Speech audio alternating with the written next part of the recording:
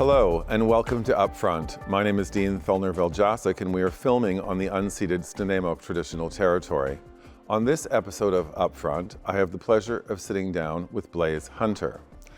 Blaise Hunter is an award-winning writer, JEDI Master, and Reproductive Health Rights Expert who transforms disruption into inclusion.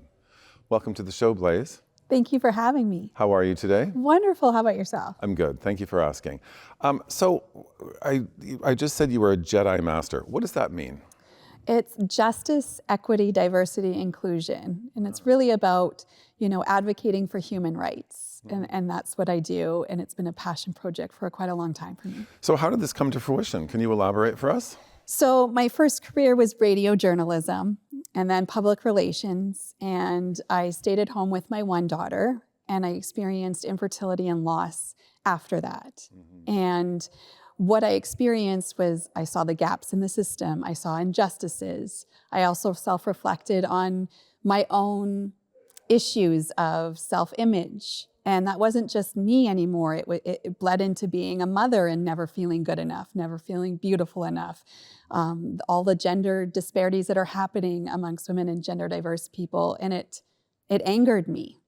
And it motivated you. It motivated you and me. And so that's where someone once said, what angers you is the very thing you're supposed to change in this world. But to be clear, like you've confided this to me, but you've actually lost 3 babies.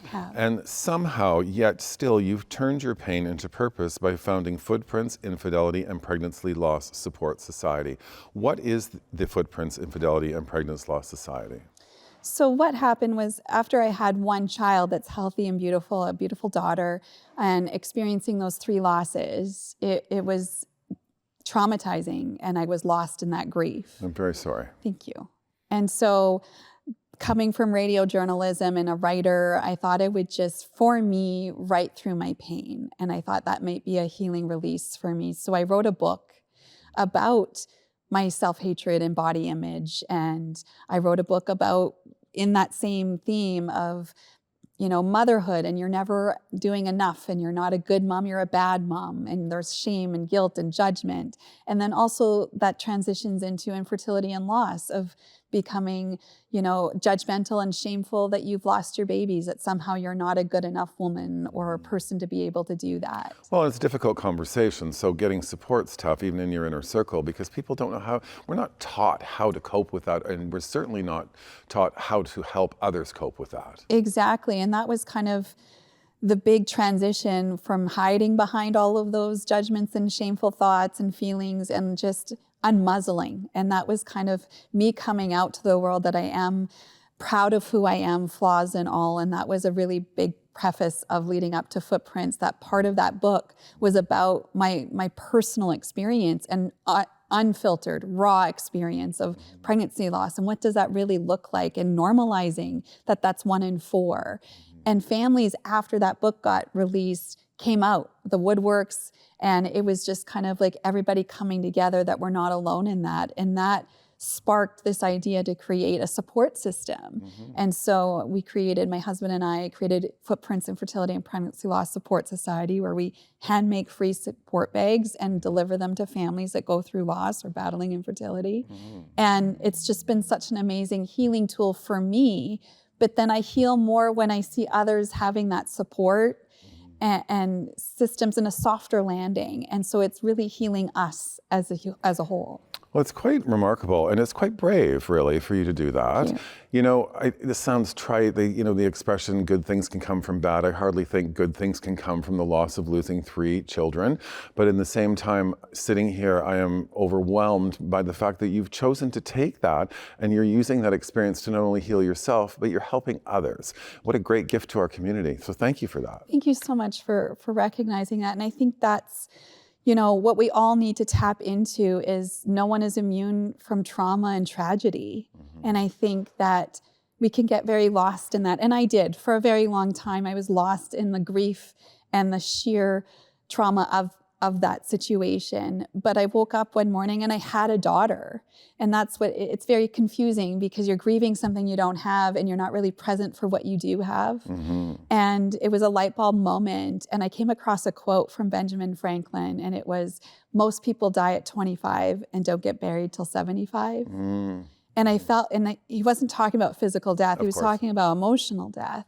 And I felt that, that rang true for me.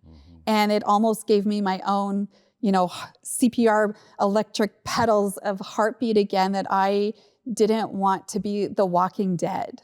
And I had something to live for beyond, my daughter and my husband and me, and a purpose. So I leaned in. And as humans, we don't tend to do that. We repel trauma and conflict and hardship, but we got to lean in. And that's the answer, to turn something into your gift. Yeah, and well, you obviously had the wherewithal and the strength to do that, right? I mean, as you know, I've worked in mental health and addiction for over 30 years. I've seen what trauma can do. Some people, it's subjective. Some people rise above it. Some people use that pain to help others. And some people fail and fall and need more support. So again, you must, so one of the things I invited you on this show because when I started talking about having Blaise Hunter on my show, people firstly were like, this is a remarkably strong, independent woman who has a lot to give to our community. So you found that, you made that choice, and that needs to be recognized as well. Thank you. Yeah, of I course. think, and that's what we really need to share for the world to help heal this world, is there's hope. And I think it's not a neutral word, it's not a soft word, it is so powerful, because if you have hope, you can do anything. And I was in a time of hopelessness, and I didn't want that to be my story. And I think the whole point of what I do and the way I speak is to say, if you can harness onto hope, we can get through it together. And I think that's so powerful. If you can just find a thread of hope, there's hope for forward the next day, right? Yeah. So footprints. So how, I need this service. How do I reach out to you? Yeah, so what happened was that book became that nonprofit where we hand out bags. And then I dabbled even more and learned more, because the more I researched, the more, that there are gaps. So Footprints became, reproductive health rights and advocating for families, for people, for everyone. And it is reproductivejedi.com/footprints. That's my own site. And that is my passion project, to make sure no other family or parent goes through what I went through. And to be clear, this is not like a storefront. This is, you through, again, the website. The website, and then, there's tons of resources, mental health, from any situation that you're going through, so many things. Because the last thing you want to do if you're experiencing infertility or loss is to go on a Google black hole search. Of course, of like where being to your go own and get doctor, right. Yeah. And so it's a whole platform, a library of where to go, exactly what you need, and then also reach out to me. And I literally talk to families and guide them on supports and resources. And I locally drive and hand deliver free support bags that come with a certificate of life, come with a handmade bracelet that my daughter and I make together to honor their footprints, a copy of my book, because it's real stories of people's journey through the loss and infertility component. And just that, like I said, that softer landing and a bag of empathy that people are not alone in this. So. Okay, so again, if you're watching the show, it's Blaise Hunter, and it's the Footprints, Infidelity and Pregnancy Loss Support. Trust me, if you just Google Blaise Hunter, you're going to see a lot of good information. Okay, so you're also an award-winning author, keynote speaker, and a consultant who specializes in reproductive health inclusion and workplace equity, human rights and psychological safety at work, storytelling and brand empowerment for individuals and organizations, and social impact counseling, helping companies lead meaningful change. Blaise, why do you use your platforms, like for air, boardrooms, TV, radio? Like what drives you to do that? Yeah, I think I tapped into that anger that something is wrong in this world, and I'm going to right the ship on that one. And I won't quit until we have that equity in there. And so I had a miscarriage at work. It was traumatizing. I was so embarrassed and scared of the fallout. And even though we have laws, they're not quite protected laws. And so I went home, changed my clothes, and came back and worked for the rest of the day. And that is a human rights violation. That's a a humanity violation, and I didn't feel safe to share that. And so we're trying to take off all of those barriers and the muzzles and the shame and say this is an actual human right, and we're really showcasing, elevating it, and that's what drives me, is that is wrong. Well, of course. Well, stigma and mixed with lack of information and sort of lack of rules and regulations, it's just a melting pot of disaster for any topic we're talking about. It is, and I didn't really set out to become the poster child of this topic, but the more I talked about it, it did release healing for me. So it is part of my healing journey, is that I release something and the grief and make my babies count. It wasn't just a loss that I've got to survive and recover from.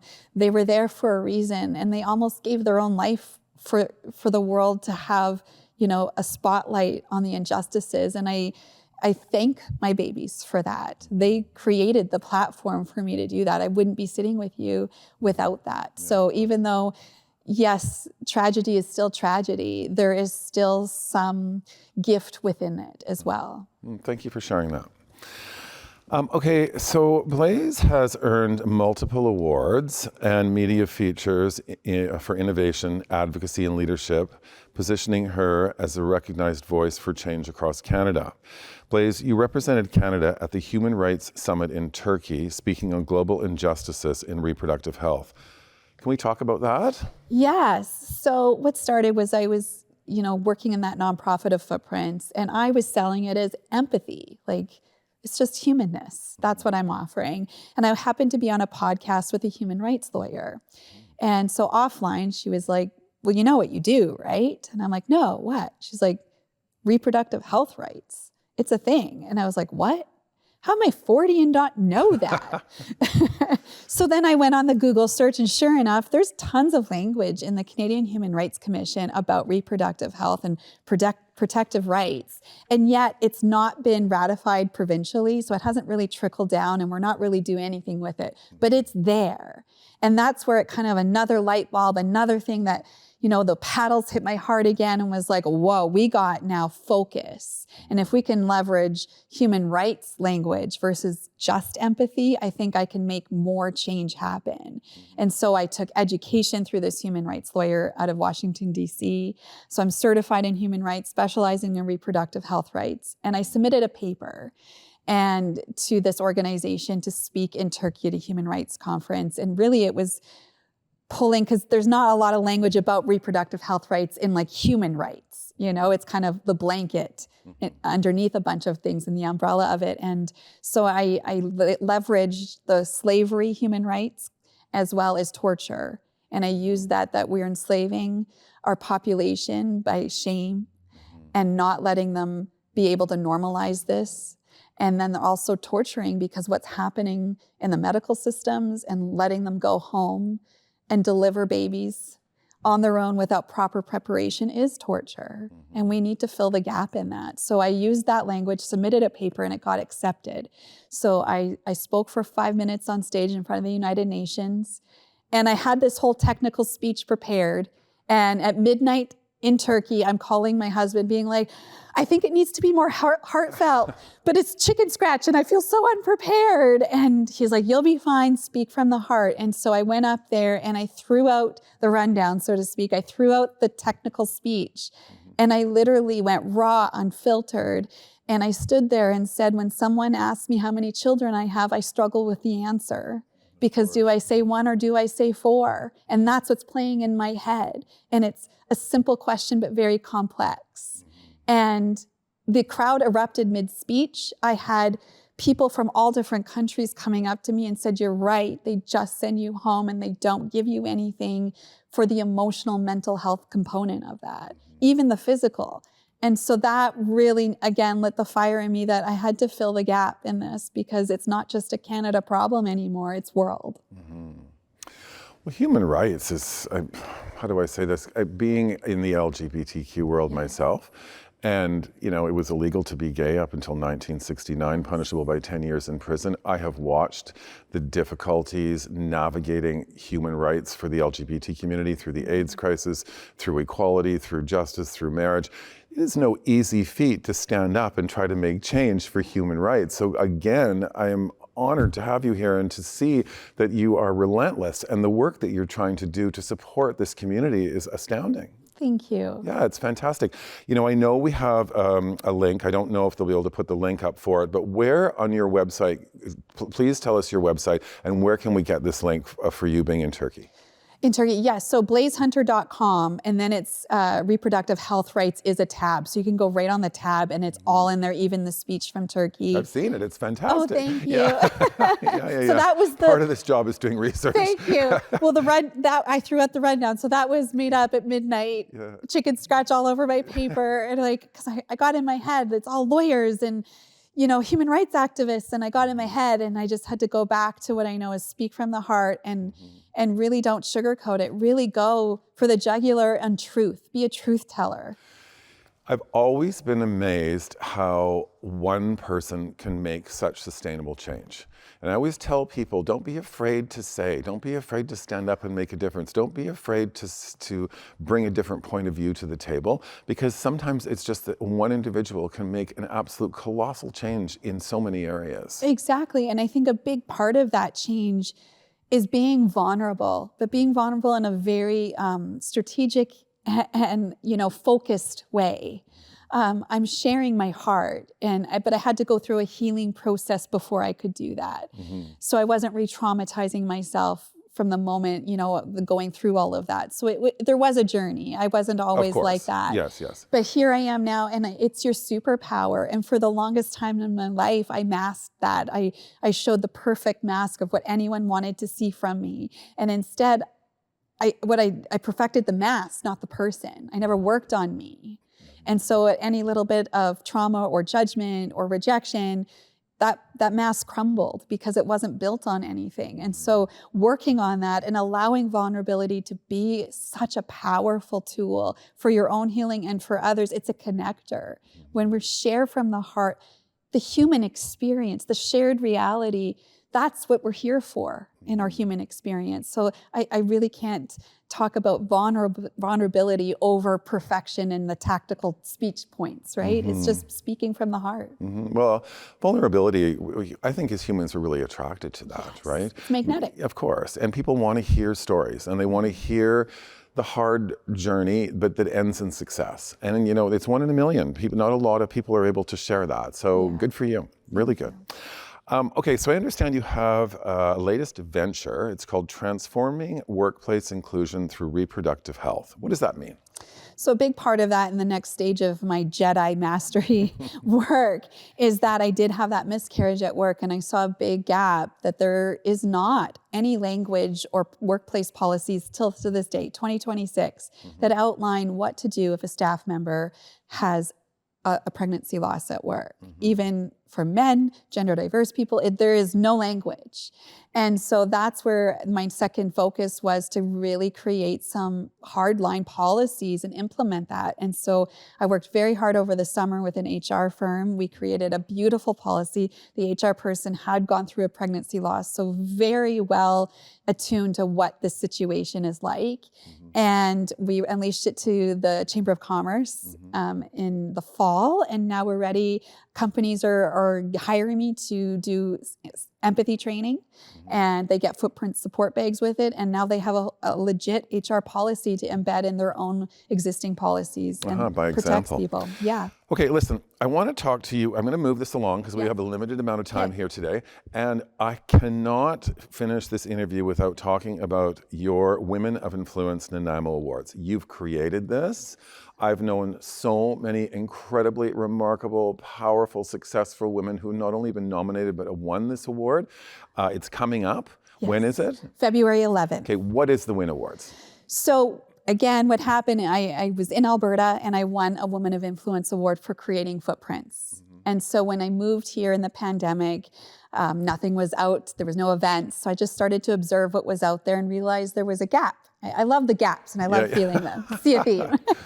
That we didn't have a Woman of Influence Award. So I built a very small friendship team that backed me to raise money and awareness for Footprints, but also embed in the community and really create that probably equity that we need to elevate women and gender diverse people and allow them to have the permission to celebrate themselves. So it was a test pilot project in 2024 just to see if it would be welcomed, if it would succeed. Welcomed, it's sold out. I know. And it's been sold out since the day you started it. We only thought 200 people and 30 nominees, and it blew out. We had 100 nominees and 620 the first year, 700 the second year, 136 nominees, and now we're approaching our third annual event. 700 sold out in 6 weeks and 133 nominees. So you're recognizing so many fantastic women in our community.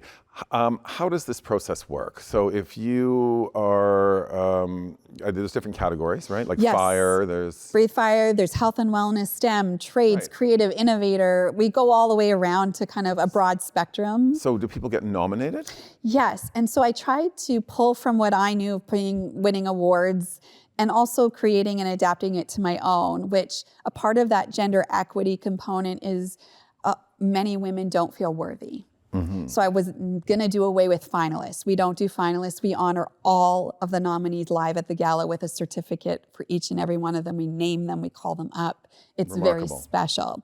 And so that nomination process is not online voting. It's not a popularity contest. I really wanted to put my own heart into this nomination form. So I created 4 questions. I wanna know who you are, your character, your integrity, your heart. Then I wanna know the hurdle, because I don't wanna know your 250-word bio. Right. I wanna know the story, and that includes the flaws and the barriers and the challenges we face. That's humanness. And so the whole section is answering the hurdle that you've either overcome or currently tackling. And then we wanna know your how and your why, and then we wanna know your impact. And then I got 20 people that use a grading matrix rubric, and they spend 6 weeks going through and reading each and every one and grading them. I stay away from that process, so I'm not part of it at all. And what an amazing thing that we get out of 3 years of the stories, the honesty, the vulnerability. Like we talk about vulnerability, people trust a stranger, and that's incredible with their stories. Well, you host the event. You're an incredible host. I've watched it online, and you do an amazing job, right? It's a big event. There's a lot of heart. And one of the things that is so fantastic about you, Blaise, is that you never lose energy, right? So you like start out on fire and it goes right to the end, right? And how lucky that this platform is there for all these women to be recognized for the hard work they're doing in our community. It is, and thank you. And I think that's a testament to finding that renewable energy inside.